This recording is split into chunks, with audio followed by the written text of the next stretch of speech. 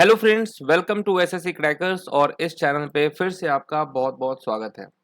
तो इस वीडियो में हम लोग पढ़ने वाले हैं आर्टिकल्स ऑफ इंडियन कॉन्स्टिट्यूशन। ये बहुत ही इंपॉर्टेंट टॉपिक है और ये आने वाले सीजीएल मेंस और दिल्ली पुलिस दोनों एग्जाम के लिए बहुत इंपॉर्टेंट है, क्योंकि आर्टिकल से तो क्वेश्चन आना जो है आपके एग्जाम में फिक्स है।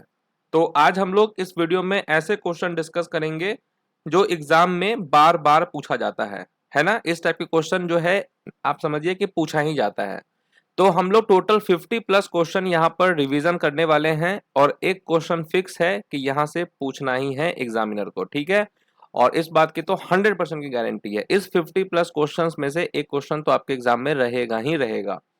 तो चलिए स्टार्ट करते हैं फर्स्ट क्वेश्चन के साथ। पहला क्वेश्चन आपके स्क्रीन पर है, आर्टिकल 17। तो आर्टिकल 17 जो है ये किससे रिलेटेड है? Article 17 of the constitution of India deals with the abolition of, very good answer, बिल्कुल सही है, अनटचेबिलिटी। यानी कि जो आर्टिकल 17 है वो किससे रिलेटेड होता है? एबोलिशन ऑफ अनटचेबिलिटी से। नेक्स्ट हमारा क्वेश्चन है कि which article of the Indian constitution prohibits discrimination on the grounds of religion, race, caste, sex and place of birth. तो ये किस आर्टिकल से रिलेटेड होता है? तो आप जानते हैं आर्टिकल 15 हो जाएगा यहां पर करेक्ट आंसर, आर्टिकल 15 से रिलेटेड है ये। नेक्स्ट हमारा क्वेश्चन है कि which article of the constitution of India provides equal protection of the laws and equality before the law. तो ये किससे रिलेटेड होता है? Equal protection of the laws and equality before the law. तो ये भी आप जानते हैं आर्टिकल 14, आर्टिकल 14 से ये रिलेटेड होता है और ये क्वेश्चन इंपॉर्टेंट है। नेक्स्ट हमारा क्वेश्चन है कि which article of the Indian constitution states that no person shall be prosecuted and punished for the same offence more than once. मतलब किसी भी व्यक्ति को एक ही अपराध के लिए एक से अधिक बार अभियोजित और दंडित नहीं किया जाएगा। ये किससे रिलेटेड होता है आर्टिकल? तो आर्टिकल 20 से होता है ये रिलेटेड, आर्टिकल 20 में ये मेंशन है। नेक्स्ट हमारा क्वेश्चन है कि article 23 and article 24 of the Indian constitution deal with which of the following fundamental rights. तो क्या होगा यहाँ पे राइट आंसर? इस क्वेश्चन का भी आंसर आपको मालूम है क्योंकि बहुत बार ये क्वेश्चन पूछ चुका है एग्जाम में। Right against exploitation, right against exploitation is the right answer. Next question है कि which article provides freedom to manage its own affairs in matter of religion. कौन सा अनुच्छेद धर्म के मामलों में अपने स्वयं के मामलों का प्रबंधन करने की स्वतंत्रता प्रदान करता है? और ये रिलेटेड होता है आर्टिकल 26 से, ठीक है। आर्टिकल 26 यहां पर होगा करेक्ट आंसर। नेक्स्ट क्वेश्चन है कि which of the following articles of the Indian constitution provides protection of life and personal liberty. तो ये किससे रिलेटेड होता है? Protection of life and personal liberty. तो आर्टिकल 21 होता है यहां पर राइट आंसर। ओके, आर्टिकल 21 में ही मेंशन है ये। नेक्स्ट हमारा क्वेश्चन है right to freedom of speech and expression. ये किस आर्टिकल से रिलेटेड है? Right to freedom of speech and expression. तो राइट आंसर क्या होगा? आर्टिकल 19। ओके, आर्टिकल 19 यहाँ पर करेक्ट आंसर है। नेक्स्ट क्वेश्चन है कि भारतीय संविधान में स्वतंत्रता का अधिकार जो है ये किस आर्टिकल में है? तो आर्टिकल 19 से जो है आपका 22 होता है, ठीक है। तो ये राइट टू फ्रीडम है is covered from article 19 to 22, यहां पर राइट आंसर है। नेक्स्ट क्वेश्चन है कि which article of the Indian constitution provides freedom to manage religious affairs. तो ये किस आर्टिकल में प्रोवाइड होता है freedom to manage religious affair? कौन सा आर्टिकल रिलेटेड है? तो राइट आंसर क्या हो जाएगा? आर्टिकल 26, है ना। ये सभी आर्टिकल्स को आपको याद करते चलना है। नेक्स्ट हमारा क्वेश्चन है आर्टिकल 32। तो आर्टिकल 32 में क्या है? और ये बहुत ही इंपॉर्टेंट क्वेश्चन है, एग्जाम में भी बहुत बार पूछा गया है। ये है राइट टू कॉन्स्टिट्यूशनल रेमेडीज से। तो article 32 of the Indian constitution deal with right to constitutional remedies होगा यहाँ पर करेक्ट आंसर। नेक्स्ट हमारा क्वेश्चन है कि which article of the Indian constitution provides for right to education. अब यहां पूछा गया है राइट टू एजुकेशन के बारे में, तो ये किस आर्टिकल से रिलेटेड होता है, तो आर्टिकल 21A से रिलेटेड होता है। तो ये यहां पर राइट आंसर है, आर्टिकल 21A। नेक्स्ट क्वेश्चन है एबोलिशन ऑफ टाइटल। तो ये आप अच्छे से जानते हैं, एबोलिशन ऑफ टाइटल ये किस आर्टिकल में है, आर्टिकल 18 जो है ये रिलेटेड होता है एबोलिशन ऑफ टाइटल से, और एबोलिशन ऑफ अनटचेबिलिटी आर्टिकल 17 से। नेक्स्ट क्वेश्चन है कि which article of Indian constitution is related with protection of interests of minorities. तो ये किस आर्टिकल से रिलेटेड होता है, protection of interests of minorities. तो राइट आंसर क्या हो जाएगा, आर्टिकल 29 होगा यहाँ पर राइट आंसर, आर्टिकल 29 रिलेटेड होता है। नेक्स्ट हमारा क्वेश्चन है कि which article of the Indian constitution states that India is a union of states. तो ये किस आर्टिकल में है, भारतीय संविधान के किस अनुच्छेद में कहा गया है कि भारत जो है वो राज्यों का संघ है। तो पहला ही आर्टिकल यहां पर होगा, आर्टिकल 1 यहां पर करेक्ट आंसर होगा। नेक्स्ट क्वेश्चन है कि during emergency which fundamental rights can not be suspended. तो इमरजेंसी के टाइम पे जो है फंडामेंटल राइट्स कौन कौन से हैं जो सस्पेंड नहीं हो सकते हैं, तो वो है आर्टिकल 20 एंड 21। तो इमरजेंसी के टाइम पे जो है ये आर्टिकल 20 और 21 निलंबित नहीं किया जा सकता है। नेक्स्ट क्वेश्चन है कि which of the following articles under directive principle of state policy in the Indian constitution provides the organisation of village panchayat. तो ऑर्गेनाइजेशन ऑफ विलेज पंचायत से रिलेटेड कौन सा आर्टिकल होता है, तो ये भी आप जानते हैं कि आर्टिकल 40 हो जाएगा यहाँ पर करेक्ट आंसर, और ये भी एग्जाम में बहुत बार पूछा है, organisation of village panchayat. Article 43B was inserted as a dash in the Constitution of India। तो अनुच्छेद 43B को भारत के संविधान में डैश के रूप में डाला गया था, किसके रूप में डाला गया था, तो क्या होगा राइट आंसर, आर्टिकल 43B को है जो है directive principle of state policy के रूप में डाला गया था। ओके, ये भी आपको ध्यान रखना है। नेक्स्ट है article 280 of the constitution of India talks about which constitutional body. तो आर्टिकल 280 जो है ये किससे रिलेटेड होता है, किस कॉन्स्टिट्यूशनल बॉडी से, और ये भी क्वेश्चन एग्जाम में बहुत बार पूछा गया है, फाइनेंस कमीशन होगा यहाँ पर राइट आंसर। ठीक है, finance commission is the right answer होगा यहाँ पर। डेफिनेशन ऑफ मनी बिल, इससे रिलेटेड कौन सा आर्टिकल होता है, डेफिनेशन ऑफ मनी बिल, ये भी आप जानते हैं कि 110 जो है ये रिलेटेड होता है डेफिनेशन ऑफ मनी बिल से। According to article 112 of the constitution of India the union budget of a year is called dash. तो क्या कहा जाता है, अकॉर्डिंग टू आर्टिकल 112 एक वर्ष के केंद्रीय बजट को क्या कहा जाता है, वार्षिक वित्त विवरण कहा जाता है, यानी कि एनुअल फाइनेंशियल स्टेटमेंट कहा जाता है। What does Article 61 of the Indian Constitution deal with? भारतीय संविधान का अनुच्छेद 61 किससे संबंधित है।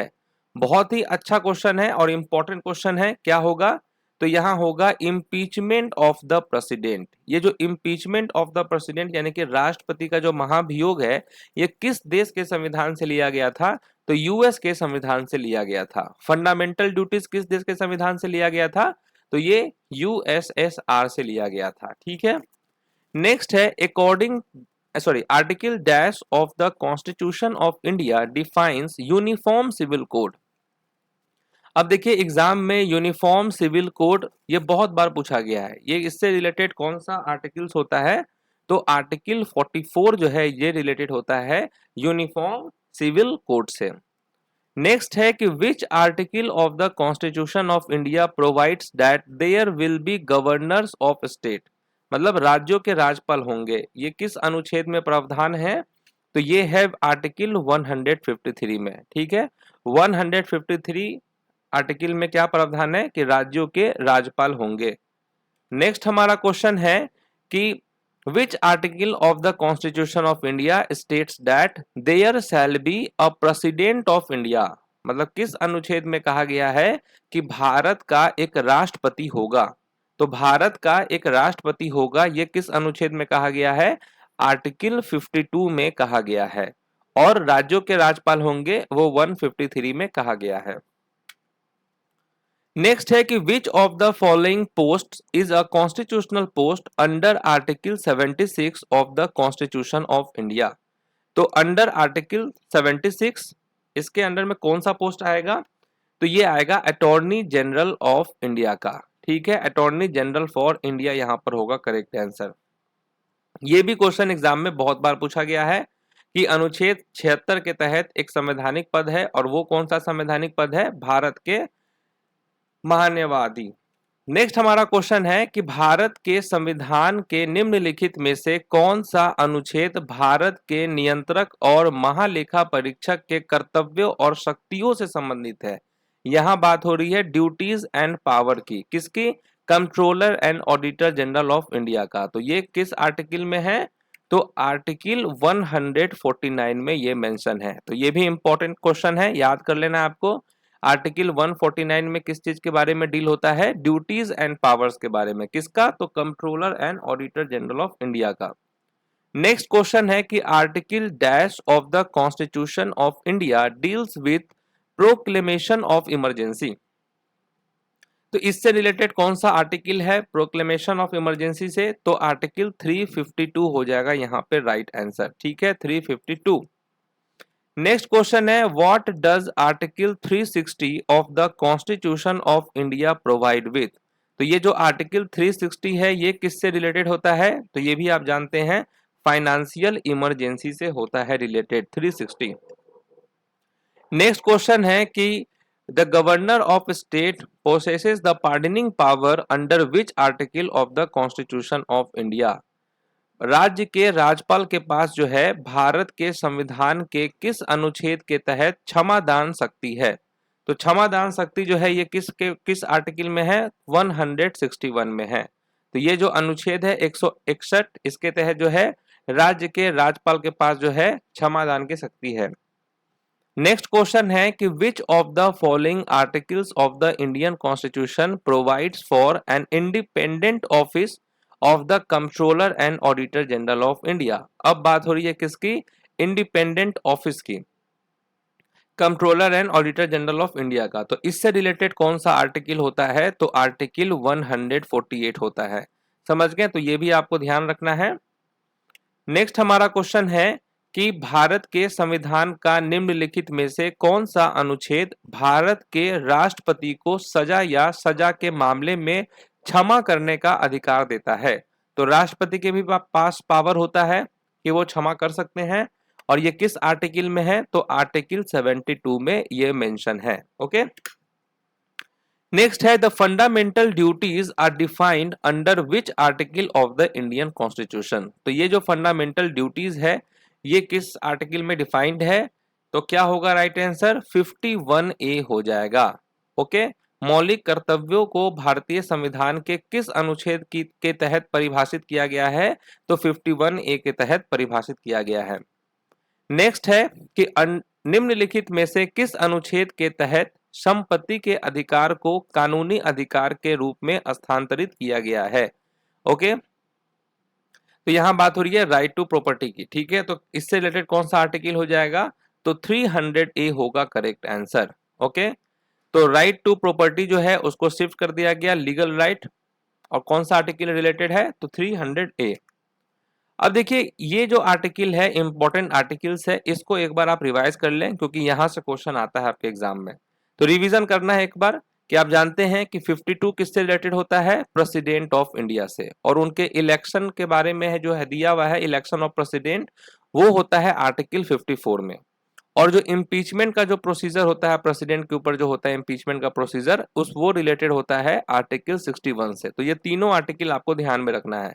President of India 52, election of president 54, और इम्पीचमेंट ऑफ द प्रेसिडेंट 61। उसके बाद देखिए वाइस प्रेसिडेंट ऑफ इंडिया ये रिलेटेड होता है 63 से, और इलेक्शन ऑफ वाइस प्रेसिडेंट ये रिलेटेड होता है 66 से, और जो पार्डनिंग पावर होता है प्रेसिडेंट का वो होता है 72 में, और अटॉर्नी जनरल फॉर इंडिया ये रिलेटेड होता है आर्टिकल 76 से। तो ये बहुत इंपॉर्टेंट आर्टिकल्स था। नेक्स्ट क्वेश्चन है कि भारत के संविधान का निम्नलिखित में से कौन सा अनुच्छेद यह घोषित करता है कि सर्वोच्च न्यायालय अभिलेख न्यायालय होगा। मतलब वो कौन सा आर्टिकल है जो डिक्लेयर करता है कि supreme court shall be a court of record, और ये किससे रिलेटेड होता है, आर्टिकल 129 से। तो ये होगा यहाँ पे राइट आंसर। नेक्स्ट क्वेश्चन है कि which of the following articles of the constitution of India enables parliament to impose restriction on trade commerce between one state and another or within any part of the territory of India as may be required in public interest। ये जो है किस article में है ये चीज, कौन सा अनुच्छेद जो है संसद को सार्वजनिक हित में आवश्यक होने पर एक राज्य और दूसरे राज्य के बीच या भारत के क्षेत्र के किसी भी हिस्से के भीतर व्यापार वाणिज्य पर प्रतिबंध लगाने में सक्षम बनाता है। ये देता है इसको पावर आर्टिकल 302 से। ठीक है, तो 302 हो जाएगा यहाँ पे राइट आंसर। नेक्स्ट क्वेश्चन है कि according to which of the following articles shall the Supreme Court of India have power to review any judgment pronounced or order made by the Parliament। तो वो कौन सा अनुच्छेद है जहां पर भारत के सर्वोच्च न्यायालय को संसद द्वारा सुनाए गए किसी भी निर्णय या दिए गए आदेश की समीक्षा करने की शक्ति होगी। ये किससे रिलेटेड होता है आर्टिकल, तो आर्टिकल 137 में है ये चीज। ओके, आर्टिकल 137 होगा, इसको भी आप याद कर लेंगे, इंपॉर्टेंट क्वेश्चन है ये। नेक्स्ट क्वेश्चन है joint sitting of both houses of parliament, ये किससे रिलेटेड होता है आर्टिकल, किस अनुच्छेद में संसद के दोनों सदनों की संयुक्त बैठक का प्रावधान है, तो ये है 108 में। समझ गए, 108 में ये प्रावधान है दोनों सदनों की संयुक्त बैठक। नेक्स्ट क्वेश्चन है कि भारतीय संविधान के निम्नलिखित में से किस अनुच्छेद में वित्त विधेयक का उल्लेख है, यानी फाइनेंस बिल के बारे में मेंशन है, किस आर्टिकल में, तो आर्टिकल 110 में ये मेंशन है। ओके, नेक्स्ट है part 17 of the constitution of India deals with the official languages in article 343 to dash. तो भारत के संविधान का भाग 17 अनुच्छेद 343 से डैश तक आधिकारिक भाषा से संबंधित है। तो 343 से क्या होगा, 351 हो जाएगा। ठीक है, नेक्स्ट क्वेश्चन है कि which of the following articles was declared by the constitution 44th amendment act 1978। तो वो कौन सा आर्टिकल है जिसको डिलीट कर दिया गया था 44th अमेंडमेंट एक्ट 1978 के तहत, तो आर्टिकल 31 हो जाएगा यहाँ पे राइट आंसर। ये आपको याद कर लेना है कि कौन सा अनुच्छेद संविधान 44वां अधिनियम 1978 द्वारा हटा दिया गया था, तो आर्टिकल 31। नेक्स्ट है the constitution of India as adopted on 26 November 1949 contained a preamble 395 articles and dash schedules. तो कितने शेड्यूल्स थे, तो 8 शेड्यूल्स थे, ये तो आप जानते ही हैं। नेक्स्ट क्वेश्चन है कि which of the following articles of the constitution of India defines the state in the context of fundamental rights. तो निम्नलिखित में से कौन सा अनुच्छेद मौलिक अधिकारों के संदर्भ में राज्य को परिभाषित करता है। अच्छा क्वेश्चन है, बहुत लोग कंफ्यूज होंगे इस क्वेश्चन में, क्या होगा राइट आंसर, तो आर्टिकल 12 हो जाएगा यहां पर करेक्ट आंसर, आर्टिकल 12। नेक्स्ट है कि which article of the Indian constitution were amended by the constitution 103rd amendment act 2019। तो 103वां जो संशोधन है 2019 द्वारा भारतीय संविधान के किन अनुच्छेदों में संशोधन किया गया था, तो आर्टिकल 15 और 16 में संशोधन किया गया था। ओके, 103 अमेंडमेंट है, 103rd अमेंडमेंट एक्ट 2019 के तहत जो है आर्टिकल 15 और 16 में अमेंड किया गया था। नेक्स्ट क्वेश्चन है कि संविधान का कौन सा अनुच्छेद न्यायपालिका को कार्यपालिका से अलग करता है, तो न्यायपालिका को कार्यपालिका से अलग करता है कौन सा ये आर्टिकल है, कौन सा अनुच्छेद है, तो आर्टिकल 50 होगा यहाँ पे राइट आंसर। समझ रहे हैं, आर्टिकल 50 सेपरेट्स करता है जुडिशियरी को एग्जीक्यूटिव से।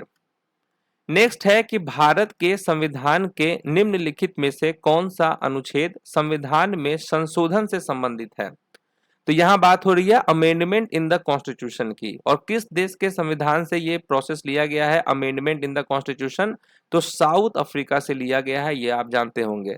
और यहां होगा राइट आंसर आर्टिकल 368। ओके, 368वां किससे संबंधित है, अमेंडमेंट इन द कॉन्स्टिट्यूशन से, संविधान में संशोधन से। नेक्स्ट है कि भारतीय संविधान का अनुच्छेद 19 कितने प्रकार की स्वतंत्रता प्रदान करता है, how many types of freedom जो है ये प्रोवाइड करता है आर्टिकल्स 19। तो टोटल 6 टाइप्स के फ्रीडम प्रोवाइड करता है, और वो कौन कौन सा है ये सारे लिस्ट दिए हुए हैं कि freedom of speech and expression, assemble peacefully and without arms, forms association or unions, reside any settle in any part of the territory of India, move freely throughout the territory of India, या practice any profession or to carry on any occupation, trade or business। तो ये 6 types के freedom हमें प्रदान करता है ये article 19। Next है कि भारतीय संविधान का कौन सा अनुच्छेद उपराष्ट्रपति के चुनाव से संबंधित है। यहां बात हो रही है election of the vice president, तो ये किससे रिलेटेड होता है, आर्टिकल 66 से रिलेटेड होता है election of the vice president. As पर article 80 of the constitution of India the total number of members of the Rajya Sabha can not be more than, तो अनुच्छेद 80 के अनुसार राज्यसभा के सदस्यों की कुल संख्या इससे अधिक नहीं हो सकती, कितने से, तो 250 से अधिक नहीं हो सकती। नेक्स्ट है कि under which article of the constitution of India is the national commission for schedule caste established, तो किस अनुच्छेद के तहत राष्ट्रीय अनुसूचित जाति आयोग की स्थापना की गई। तो किस अनुच्छेद के तहत इसकी स्थापना की गई है, तो आर्टिकल 338 के तहत। ओके, 338 के तहत जो है अनुसूचित जाति आयोग की स्थापना की गई है। ओके, तो यस हमारा सेशन यहीं पर समाप्त होता है, और मैंने टोटल 51 क्वेश्चन जो है आपके साथ डिस्कस किया है, और ये 51 जो ये क्वेश्चन है ये समझिए बहुत इंपॉर्टेंट है, एक तरह से आर्टिकल का रामबाण वीडियो है, समझ रहे हैं, रामबाण। तो यहाँ से एक क्वेश्चन फिक्स है, तो अगर आपने ये पूरा वीडियो देखा है तो मुझे मालूम है कि वो स्टूडेंट कमेंट करके अपना स्कोर जरूर शेयर करेंगे कि आउट ऑफ 51 कितना स्कोर आया है। और अगर किसी भी स्टूडेंट्स को इन टोटल 51 क्वेश्चंस में से किसी का भी 40 प्लस अगर स्कोर आ रहा है तो मतलब आर्टिकल वाला टॉपिक उनका कवर है।